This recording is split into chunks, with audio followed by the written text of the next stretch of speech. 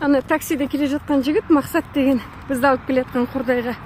Мен немерелерімді алып, Тарғаптың сыртынан жолды бітіріп керемет бопты.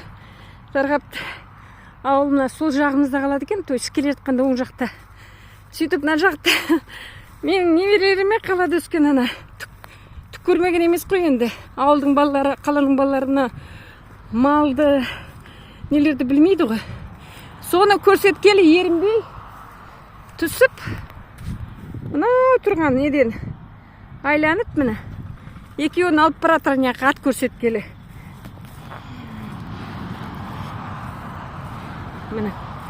Келе жатырмыз, ат көрсетейін деп жатыр. Ит көрсетейін деп жатыр мектен. Қайран ауылдың исіне мына жусаның өсіп келе жатқан исі деген аңқып тұр.